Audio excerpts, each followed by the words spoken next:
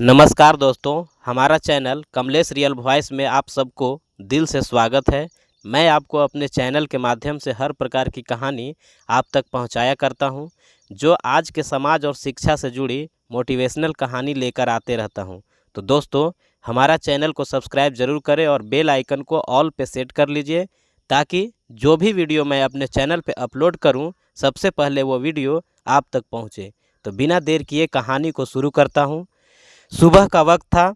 शहर की सड़कों पर हल्की हल्की ठंडक के साथ बस स्टैंड पर भीड़ जमा थी। हर कोई अपनी मंजिल पर जल्दी पहुंचने की हड़बड़ी में था। उसी भीड़ में एक दुबला पतला बुजुर्ग व्यक्ति धीरे धीरे कदम बढ़ाते हुए आया। उसकी उम्र करीब 70 साल रही होगी। उसने हल्के भूरे रंग का पुराना फीका सा कुर्ता पहन रखा था, जिस पर समय और मेहनत के निशान साफ झलकते थे।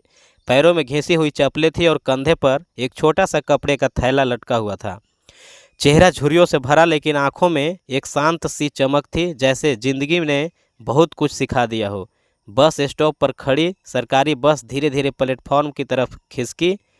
भीड़ ने एक साथ दरवाजे की ओर धक्का दिया। बुजुर्ग ने भी कोशिश की कि भीड़ में धक्का मुक्की ना हो, लेकिन किसी तरह बस में चढ़ने में सफल रहा। बस के अंदर पहले से ही ठसाठस भीड़ थी। हर सीट पर लोग बैठे हुए थे और गलियारे में खड़े लोग बैलेंस बनाने की कोशिश कर रहे थे। बुजुर्ग ने हल्की सी मुस्कान के साथ सबसे नज़दीकी सीट पर बैठे युवक से कहा, बेटा, अगर तुम उतरने वाले हो तो मुझे बैठने दे दो, पैर में दर्द है। युवक ने उसे ऊपर से नीचे तक देखा। होठों पर हल्की सी तिरछी मुस्कान आई और फिर आंखें घुमा ली, मानो कह रहा हो कि मुझे परवाह नहीं। पास बैठे एक और यात्री ने हंसते हुए ताना मारा, अरे बाबा, यह पब्लिक बस है, यहाँ सबको जगह मिलना मुश्किल है। अगर खड़े नहीं रह सकते तो टैक्सी कर लो। बुजुर्ग ने बस हल्का सा सिर झुका लिया। वो कुछ कहना चाहते थे, लेकिन आवाज़ गले में अटक गई। बस झटके से आगे बढ़ी। बुजुर्ग ने एक लोहे की रड पकड़ ली, लेकिन उनकी पकड़ ढीली थी। अगले मोड़ पर बस जोर से मुड़ी और पीछे खड़े एक युवक ने जानबूझकर उन्हें धक्का दिया। अरे बाबा, अगर खड़े नहीं रह सकते तो क्यों चढ़े थे? युवक ने ऊंची आवाज़ में कहा। पूरी बस में कुछ लोग हंस पड़े। बुजुर्ग की आंखों में हल्की नमी उतर आई, लेकिन उन्होंने कुछ नहीं कहा। अगले ही स्टॉप पर बुजुर्ग ने धीरे धीरे बस से उतरने का फैसला किया। ड्राइवर ने दरवाज़ा बंद किया और बस फिर चल पड़ी।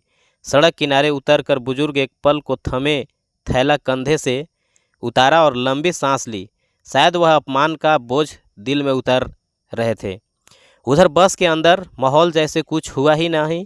लोग फिर अपने मोबाइल बातें और खिड़की के बाहर देखते नज़ारों में खो गए, लेकिन उन्हें नहीं पता था यह सफ़र अब एक ऐसा मोड़ लेने वाला है जिसे वह कभी नहीं भूलेंगे। बस अपनी रफ्तार से अगले स्टॉप की ओर बढ़ रही थी। इंजन की घर घर आवाज़, हॉर्न की तेज गूंज और भीड़ का शोर सब एक साथ मिलकर एक सामान्य शहर की सुबह जैसा माहौल बना रहे थे। तभी अचानक बस के सामने से एक तेज सीटी की आवाज़ आई। ड्राइवर ने ब्रेक मारा और बस झटके से रुक गई।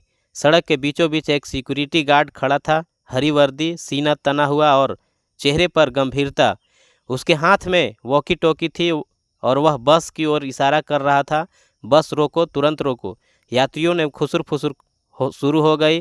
क्या हुआ? किसी ने चैन खींची क्या? शायद टिकट चेक कर रहा हो। ड्राइवर ने दरवाज़ा खोला और गार्ड तेज कदमों से अंदर चढ़ा।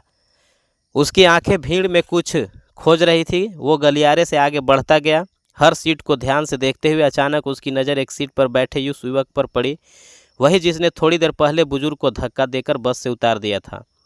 गार्ड उसके सामने रुक गया और गहरी तेज आवाज़ में बोला, तुम थोड़ी देर पहले इस बस में एक बुजुर्ग को धक्का देकर उतारा था? युवक हड़बड़ा गया, नज़रें झुका ली, लेकिन होठों पर एक बनावटी हंसी आ गई। अरे भाई, वो बस ऐसे ही बैठने की जगह नहीं थी। गार्ड ने उसकी बात काटते हुए पूरे बस में गूंजने वाली आवाज़ में कहा, तुम जानते भी हो वह कौन थे? बस में सन्नाटा छा गया। ड्राइवर ने भी कान खड़े कर दिए और खिड़की से झांक रहे लोग चुप हो गए। गार्ड ने गहरी सांस ली और कहा, वह हमारे शहर के ट्रांसपोर्ट विभाग के रिटायर्ड हेड हैं, वही शख्स जिन्होंने यह बस रूट बनवाए जिन पर तुम रोज़ सफ़र करते हो। पूरा माहौल जैसे जम गया हो।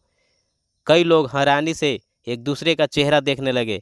गार्ड ने आगे कहा, तुमने उनका अपमान किया, उनकी उम्र का नहीं, उनकी सेवा का भी। युवक का चेहरा पीला पड़ गया, उसकी हंसी गायब थी और आंखें नीचे झुक गई। गार्ड ने ड्राइवर की ओर देखा, बस को तुरंत रोकिए, उन्हें वापस लाना होगा। ड्राइवर ने बिना देर किए बस साइड में लगाई और गार्ड उतरकर तेजी से उसी रास्ते की ओर बढ़ा जहां बुजुर्ग को उतारा गया था। बस के अंदर बैठे लोगों को अब हर सेकेंड भारी लगने लगा था। उनके मन में सवाल थे, शर्म थी और इंतजार कि अब आगे क्या होगा। गार्ड तेज कदमों से बस स्टॉप की ओर भागा। सड़क पर भीड़ थी, उस पर उसकी आंखें सिर्फ एक चेहरे को खोज रही थी, झुर्रियों से भरा, थका हुआ लेकिन गरिमा से भरा वह चेहरा।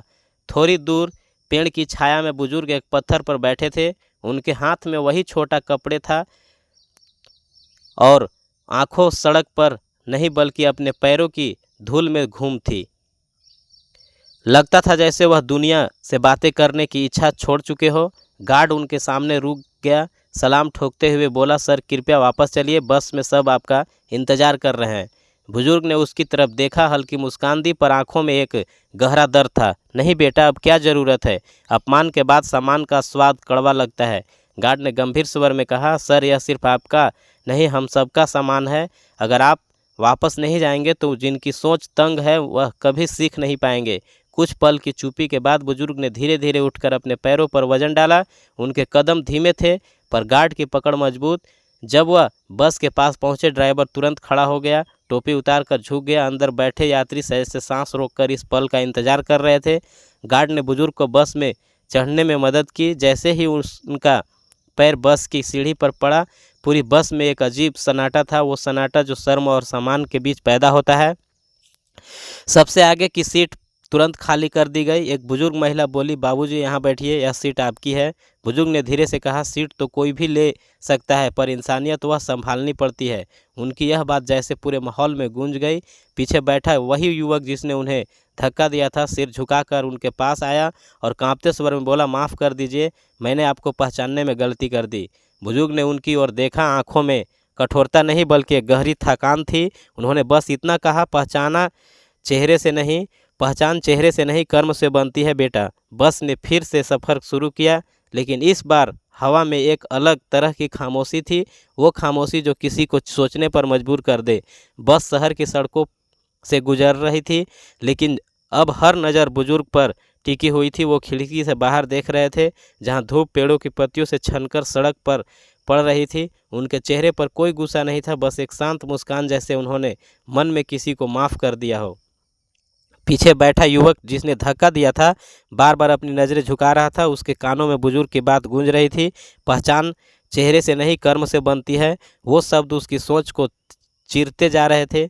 कुछ देर बाद गार्ड ने धीरे से कहा, सर अगर आप इजाज़त दे तो मैं सबको बता दूं ताकि यह गलती कोई दोबारा न करे।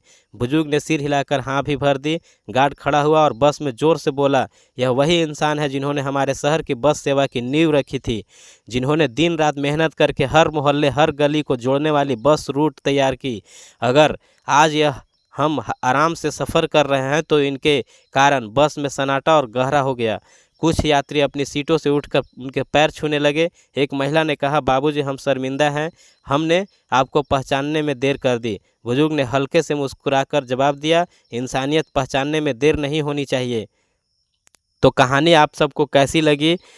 यदि कहानी पसंद आई हो तो चैनल को सब्सक्राइब ज़रूर करें, लाइक करें, शेयर करें और कमेंट करके ये ज़रूर बताएं कि आप किस जगह से हमारी वीडियो को देख रहे हैं, आपका नाम क्या है, किस शहर से हैं। तो धन्यवाद।